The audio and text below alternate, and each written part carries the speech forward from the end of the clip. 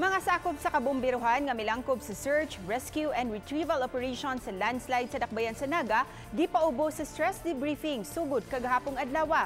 Usa kini ka pamaagi aron ang traumatic experience sa mga sakop dili mo sangko sa gitawag nga post-traumatic stress disorder. Si Nico Sereno sa exclusive report. Duha ka hugna ang pagpaubos sa stress debriefing sa mga sakop sa BFP Search, Rescue and Retrieval Operation. Dunay gitawag nga critical incident stress debriefing kun diin gipahigayon ang psychological first aid alang sa mga responder nga gikinahanglan pa nga tabangan. We do stress debriefing in order to normalize these abnormal experiences. To normalize these abnormal feelings after the abnormal events. Sa group process nga naglakip sa tagsa-tagsa ka mga responder aron masayran kung makahimo ba sila nga mutrabaho sa isig nila ka mga responder sa umaabot nga mga higayon. Pipila ka mga timailhan sa trauma, ang skin allergy ug uban pa. Usa sa nakit-an atol sa stress debriefing ang behavior changes o ang pagkausab lang sa pamatasan ug paglihok-lihok.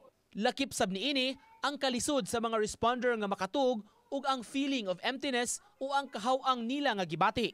Gipasabot ni SFO2 Joan San Juan, licensed psychologist sa health service sa national headquarters, nga resulta kini sa kaluoy nga gibati sa mga responders sa Naga landslide.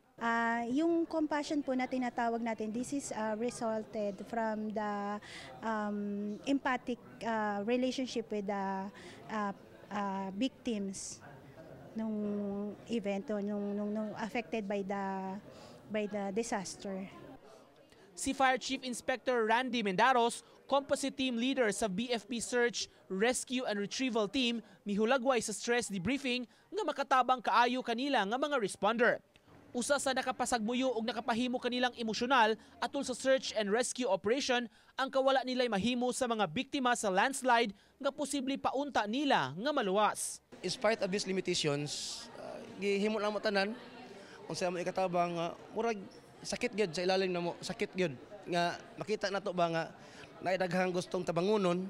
Musumada sa 279 ka mga BFP responders ang gipaubos sa stress debriefing. Sa akong bahin ang ilahang ilang pagkatao kanang matruma sila atong ihatagan og higayon nga mawala ang ilang trauma. Nico Sereno, Balitang Bisdak.